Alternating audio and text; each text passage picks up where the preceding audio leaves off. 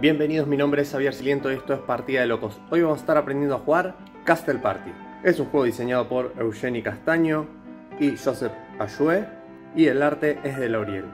Es un juego de 2 a 4 jugadores con una duración de 30 minutos a partir de los 8 años. El objetivo en Castle Party es ir llenando de monstruos el castillo donde fuimos invitados por el rey Calabaza. Para eso vamos a tener uno de estos marcadores que se pueden borrar y distintas cartas con las que vamos a ir llenando el castillo. Para eso le vamos a dar una pizarra a cada uno de los jugadores y un marcador. Vamos a separar las cartas de forma de las cartas de reloj y luego las cartas de monstruos. Lo que vamos a hacer al comienzo del juego es mezclar las cartas que tienen las distintas formas. Vamos a hacer 4 pilas y le vamos a agregar las cartas que tienen los relojes. Esto va a servir para marcar el ritmo del juego y que no se termine demasiado rápido. Entonces vamos a poner una en cada una. Vamos a dejar una libre sin relojes. Cada una de estas se va a mezclar. Y lo que vamos a hacer es agregar la que no tiene relojes arriba y luego apilarlas. De esa manera el primer reloj va a llegar casi después del primer cuarto de mazo. Y con eso vamos a ir jugando. Lo primero que vamos a hacer es repartirle 3 cartas a cada uno de los jugadores. Los jugadores van a tener que sentarse de manera ortogonal en la mesa, o sea, enfrentados, porque es muy importante para la mecánica de cómo funciona el juego. Entonces, ¿qué hacemos en el turno? El juego va a comenzar con el jugador que haya asistido más recientemente a una fiesta, y ese jugador lo que va a hacer va a tomar el mazo de formas o cartas de figura y va a dar vuelta la primera carta. Como dijimos, es muy importante la manera en que nos sentamos en la mesa. El jugador va a decidir la dirección en la que esa figura se va a colocar, porque va a influir en la manera en que los otros jugadores dibujen, porque van a ver la figura de distintos lados. El jugador inicial entonces decide por una posición en la figura, toma sus cartas y decide cuál va a ser la que coloque en la cruz que está marcada. O sea, como primera carta, digamos que decide que sea el fantasma. El jugador de la izquierda luego va a tomar sus cartas y va a decidir qué carta va a poner en alguna de las otras dos posiciones. Siempre la siguiente carta luego de la inicial tienen que estar conectadas. En este caso la figura nos permite poner en 2 posiciones distintas, pero digamos que el jugador de la izquierda decide poner el vampiro, entonces lo coloca en esta posición. Y el jugador de enfrente luego decide poner al brujo, por ejemplo. Entonces nosotros vamos a tener que decidir en nuestro castillo dónde vamos a dibujar esta figura y vamos a tener que dibujar los distintos símbolos de las cartas. Dibujamos un círculo, esta especie de sombrerito de bruja y los dientes del vampiro. También, si queremos, podemos dibujar la figura que acabamos de dibujar. El jugador de la derecha nuestra en realidad tendría que haber dibujado de la manera que corresponda, sería acá. Si hubiese sido en esa posición, esto también hubiese rotado. Miremos algunos otros tipos de cartas para entender más o menos cómo funciona. Por ejemplo, en esta posición el jugador inicial elige la carta en la X y el resto de los jugadores van a tener que ir poniendo en las otras posiciones la carta que le parezca.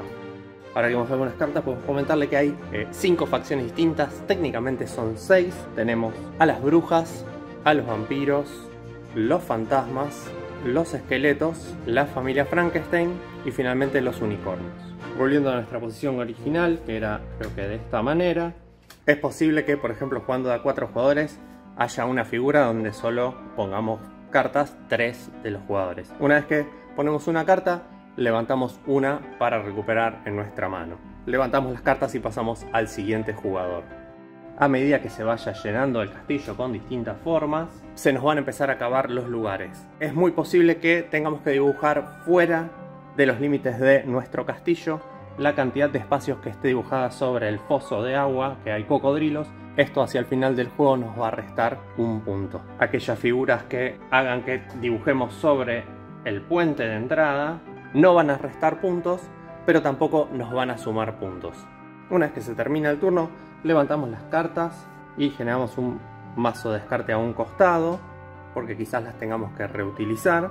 Y si en esa mano jugamos unicornios o jugamos reinas o reyes, que son aquellas figuras que tienen un punto, que vamos a explicar más adelante, estas cartas se van a retirar del juego y no se pueden utilizar en los siguientes turnos. Si por alguna razón se agotan las cartas de monstruos, tomamos la pila de descarte, la mezclamos y seguimos jugando. Una vez que completamos una de las figuras, antes de poder dibujarla, vamos a empezar una ronda donde preguntamos si alguien va a querer utilizar alguno de los poderes especiales, cualquiera de estos tres. En caso de hacerlo, tiene que rellenar el cuadrado para indicar que lo ha utilizado. Estos poderes se pueden utilizar solo una vez. Si todos los jugadores pasan, ahí pasamos a dibujar la figura como habíamos dicho. Hablemos de cada uno de los poderes. El primero es el apagón en la sala. Se apagan las luces de nuestro castillo y el jugador puede reordenar el grupo que está por ingresar, o sea, puede cambiar de posición estas cartas para dibujarlas de otra manera, pero tiene que mantener la forma. No puede añadir ni quitar otros tipos de monstruos a esta figura, y este cambio afecta a todos los jugadores de la mesa. El siguiente poder es el baile de disfraces, donde implica que uno de los monstruos está disfrazado, entonces vamos a poder dibujar uno de estos monstruos como cualquier otro monstruo que querramos, mientras no sean reinas, reyes o unicornios. Este cambio no afecta al resto de los jugadores y ellos van a tener que dibujar el grupo original como fue puesto. La última acción especial es el cambio de orientación, donde un jugador puede girar la figura antes de que la dibujemos. Este cambio va a afectar a todos los jugadores, entonces va a girar la figura como le parezca o como le convenga, y eso va a hacer que todos tengamos que dibujar de una nueva manera. Volvemos a recordar, estos poderes se pueden utilizar solo una vez en la partida. Una vez utilizados ya no se pueden volver a utilizar, y de esta manera los cancelamos. Eventualmente vamos a dar vuelta a una de las formas y va a tocar uno de los relojes, y ahí va a ser cuando tengamos que puntuar por alguno de los eventos. Y cada jugador va a tener que elegir uno de estos eventos y puntuar por uno de ellos. Los distintos eventos son fuegos artificiales. El jugador va a sumar un punto por cada monstruo dibujado al lado de una de las ventanas. El siguiente evento es la conga. Acá vamos a sumar un punto por cada casilla ocupada por el grupo familiar más numeroso, o sea, monstruos de una misma familia conectados ortogonalmente entre sí. Tenemos varios fantasmas. Vamos a sumar por cada uno de estos fantasmas que estén en una fila ininterrumpida. Una vez que haya otros monstruos alrededor, esos no cuentan. Digamos que quizás tenemos acá un fantasma, tenemos que optar por la línea de conga de baile más larga. Y finalmente el último evento es el brindis del Rey Calabaza. Lo que vamos a hacer es dibujar la corona del Rey Calabaza en algún punto del tablero y vamos a sumar puntos por cada monstruo diferente que esté alrededor del Rey Calabaza. Esto aplica para los 8 cuadros que están alrededor y tiene que ser un monstruo diferente en esos cuadros. Recordamos que tenemos 5 monstruos y tenemos el unicornio. Y acá, si estamos jugando con los reyes o las reinas, cada rey y cada reina alrededor del Rey Calabaza también cuenta como un monstruo distinto. Cuando estemos llegando al final del mazo de figuras, seguramente vamos a encontrar el último reloj que vamos a dar vuelta. Esto va a iniciar el final del juego. Vamos a puntuar el evento que nos falte puntuar y luego empezamos con la puntuación final.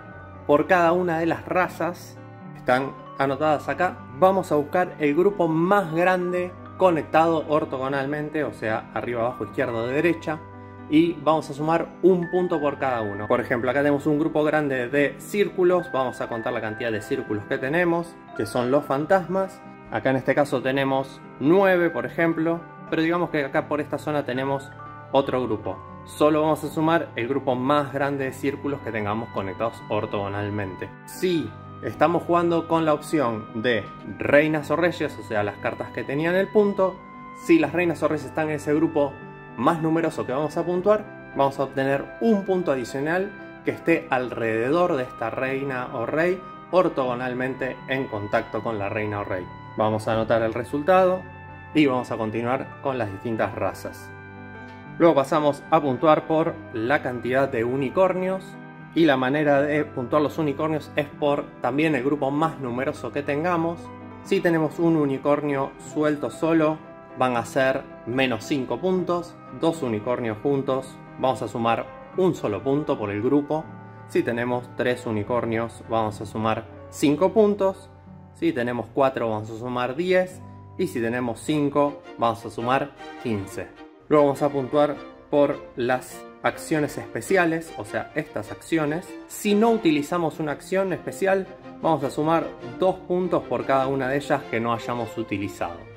Luego pasamos a la penalización por los monstruos que hayan quedado en el foso con los cocodrilos, y vamos a restar 1 punto por cada uno de los monstruos que hayan quedado dibujados en el foso. Recordemos que todo monstruo que figure fuera del castillo no forma parte de un grupo, por más que esté conectado. Si está fuera del castillo no va a sumar para ese grupo. Tenemos una versión alternativa que se llama Fiesta Rave, donde los jugadores más experimentados van a poder dar vuelta el tablero y vamos a jugar con esta versión. Como ven, tenemos distintos dibujos ya puestos en el castillo y la distribución del castillo es un poco distinta. Las reglas generales del juego son las mismas, pero vamos a tener algunas puntuaciones especiales acorde a los distintos dibujos. No vamos a poder dibujar sobre los distintos elementos de la fiesta rave. Cada uno de estos elementos va a tener una preferencia por un tipo de monstruo. ¿Qué significa eso? Que los monstruos de su preferencia van a sumar 1 punto extra cuando estén tocando la figura de este elemento. El primero de arriba a la izquierda es la columna de altavoces, que es la preferida de los Frankenstein, así que cada vez que pongamos un Frankenstein alrededor vamos a sumar 1 punto extra. El ponche es la bebida favorita de las vampiras. La bola de espejos en el centro es la preferida de los fantasmas. Tenemos al DJ, que es el preferido de los esqueletos. Y finalmente tenemos la mesa de picoteo, que es la preferida de las brujas. Todo el resto funciona exactamente igual. Y al final anotamos el puntaje final donde está el escudo, que está de ambos lados. Recordemos que esta edición de The Beer Argentina viene con una carta promo, que es el licántropo, que es un hombre lobo. Este hombre lobo trae una carta con un QR, que es el pequeño manual de instrucciones que nos va a explicar qué es lo que tenemos que hacer con la carta. Lo que vamos a hacer es, al principio del juego, vamos a elegir una de las ventanas y vamos a dibujar esta media luna. No importa dónde la dibujemos mientras sea fuera del castillo, digamos que la dibujamos de este lado. Y lo que vamos a hacer es incorporar al hombre lobo en la mitad inferior del mazo. Cuando salga el hombre lobo, vamos a tener que tratar de dibujarlo cerca de la ventana. Y si tenemos nuestro hombre lobo al momento de puntuar los fuegos artificiales, vamos a sumar 3 puntos extra. Esto es la novedad de The Beer Argentina que acaba de llegar. Castle Party, un juegazo flip and write que realmente recomendamos para todos. Tiene la ventaja de utilizar el tema de los marcadores, entonces simplemente podemos utilizar el borrador del marcador o borramos con el dedo. Si quieren le podemos pasar un trapito de papel, el dedo prácticamente que no se ensucia para nada, y podemos jugar todas las veces que queramos. No dependemos de tener un talonario para estar dibujando o después sacándole fotocopias o comprando un grupo de talonarios. Así que comenten qué les parece el Castle Party. Ya para cuando esté este video seguramente alguno de ustedes lo tendrá o quizás lo ha probado en algún club de juegos. Suscríbanse al canal de Partida de Locos, denle like al video, toquen la campana de notificaciones y compartan en sus redes sociales. Esto es Castle Party, la novedad de The Beer Argentina. Mi nombre es Xavier Siriento y esto es Partida de Locos.